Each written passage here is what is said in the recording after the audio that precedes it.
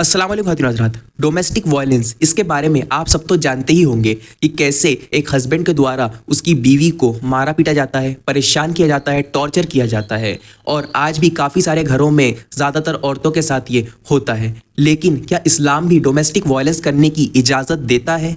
ये मेरा सवाल या मेरा ऑब्जेक्शन नहीं है, ये ऑब्जेक्शन है एंटी मुस्लिम्स का, जो कि कुरान की एक आयत को पढ़ते हैं, कोट करते हैं और कहते हैं देखो इस्लाम जो है वो डोमेस्टिक वायलेंस की इजाज़त देता है। तो सबसे पहले तो हम उस आयत को देख लेते हैं और उस आयत का मतलब क्या है वो अच्छी तरीके से समझ लेते हैं। यह है सूरह निसा की आयत नंबर 34 कि वो औरतें जिनके बारे में तुम्हें डर हो कि वो नाशुक्री करेंगी या बगावत करेंगी, तो पहले तो उन्हें समझाओ, एडवाइस देम। अगर वो अपनी जिद से तब भी ना बाज आए तो फिर उनसे अपने बिस्तर अलग कर लो, जुदा कर लो। और अगर तब भी वो बात ना माने तो फिर उन्हें मारो। लेकिन अगर फिर वो तुम्हारी फर्मा बरदार हो जाए तो उनके साथ बिल्कुल भी बुरा सुलूक मत करो। अब इस आयत के पढ़ने के बाद आपको भी जरूर ये लग रहा होगा कि इस्लाम डोमेस्टिक वायलेंस की क्लियरली परमिशन दे रहा है, लेकिन ऐसा नहीं है, क्योंकि जब हम इसका मतलब समझेंगे आप ये अच्छी तरीके से समझ जाएंगे कि इस्लाम डोमेस्टिक वायलेंस की परमिशन नहीं देता। सबसे पहले तो ये समझ लीजिए कि जो आयत मैंने आपके सामने पढ़ा है उसमें 3 स्टेप्स है, 3 स्टेप्स है कि अगर किसी की बीवी स्टबन हो जाए, जिद्दी हो जाए, नाफरमानी पे उतर आए, रेबेलियन पे उतर आए, तो उसके लिए 3 स्टेप्स कुरान के अंदर बताए गए हैं। सबसे पहले तो एडवाइस देम, उसे समझाओ,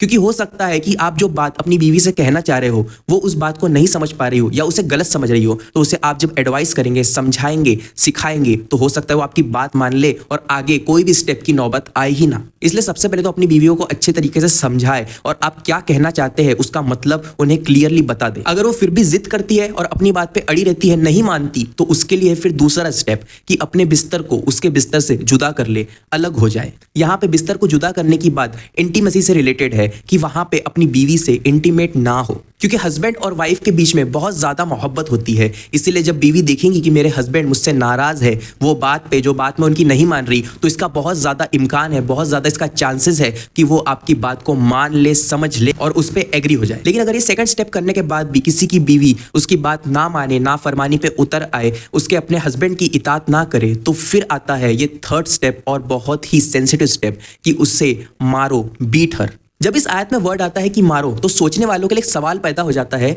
कि कितना मारना है? क्या हॉकी बैट उठा लेनी है, उसे मार मार के उसका खून निकाल देना है, उसकी हड्डियां तोड़ देनी है, या कितना मारना है? कौन हमें बताएगा? ये आप और मैं तय करेंगे या फिर वो तय करेंगे जिन्होंने कुरान को अच्छे से समझा है, जिसकी तफसीर के वो माहिर थे, जो उसका एक्सप्लेनेशन हमें बेस्ट से बेस्ट दे सकते हैं खुद प्रॉफिट मोहम्मद सल्लल्लाहु अलैहि वसल्लम से सुन के, समझ के। जी हाँ, मैं बात कर रहा हूँ सहाबा रजी अल्लाह अन्हुम की, जिन्होंने प्रॉफिट मोहम्मद सल्लल्लाहु अलैहि वसल्लम से कुरान को सीखा, समझा और उसकी बेस्ट तफसीर करी। और आज अगर किसी को भी कुरान की तफसीर को सीखना समझना है तो उसको अपना खुद का दिमाग लगा के सीखने समझने की जरूरत नहीं है, क्योंकि उसका मतलब क्या है, किस आयत का क्या मतलब है, इस बारे में हमें सहाबा इकराम ने अच्छी तरीके से समझा दिया है, सिखा दिया है। तो अब जो आयत में वर्ड है उससे मारो, इसका मतलब क्या है? इसका मतलब क्लियरली हमें बताते हैं अब्दुल्ला इब्ने अब्बास रजी अल्लाह अन्हु, जो कि तफसीर करने में, कुरान की तफसीर करने में माहिर थे, बेस्ट थे। यहाँ पे मारने का मतलब अब्दुल्ला इब्ने अब्बास रजी अल्लाह अन्हु बताते हैं ज़रबन गैरा मुबर्री, कि ऐसी हल्की मार होनी चाहिए कि वो बिल्कुल भी किसी भी तरीके का मार्क ना छोड़े,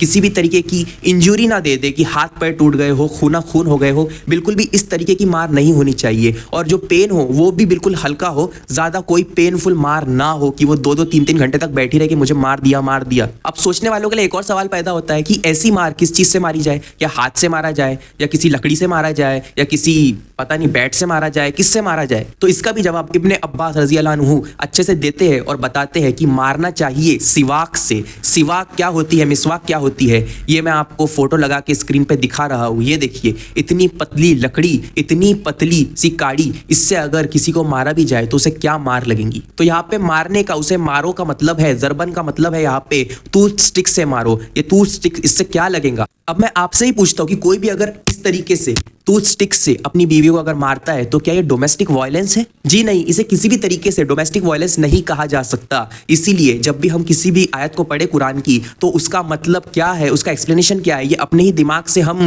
बनाना शुरू ना कर दे, बल्कि उनसे सीखे जो इसकी तफसीर में, कुरान की तफसीर में माहिर थे, सहाबा इकराम। लेकिन अगर अभी भी किसी को इस्लाम के ऊपर शक है कि इस्लाम औरतों को मारने की इजाजत देता है, तो मैं आपको कुछ ऐसे रेफरेंसेस दे सकता हूँ हदीस से, जिसमें प्रॉफिट मोहम्मद सल्लल्लाहु अलैहि वसल्लम खुद फरमाते हैं कि अल्लाह की फीमेल सर्वेंट्स को, मतलब जितनी भी औरतें दुनिया में, उन्हें मत मारो, उन्हें मत पीटो।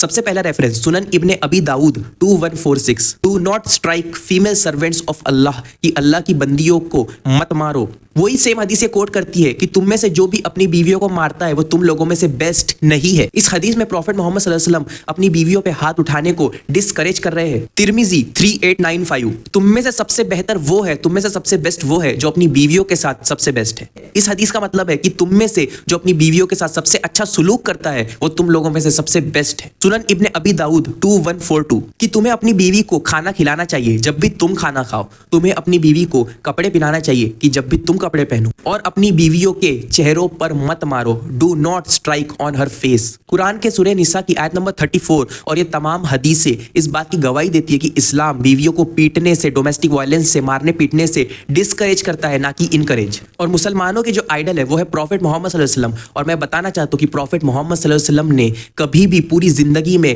प्रॉफेट मोहम्मद सल्लल्लाहु अलैहि वसल्लम की कुल 11 वाइफ्स रही है आपकी जिंदगी में, और प्रॉफेट मोहम्मद सल्लल्लाहु अलैहि वसल्लम ने कभी भी अपनी जिंदगी में एक भी अपनी बीवी पे कभी भी हाथ नहीं उठाया। तो जो लोग आज अपने आप को मुसलमान कहते हैं तो उन्हें तो प्रॉफेट मोहम्मद सल्लल्लाहु अलैहि वसल्लम से ये सीखना चाहिए कि हम भी अपनी बीवी पे कभी भी हाथ ना उठाएं।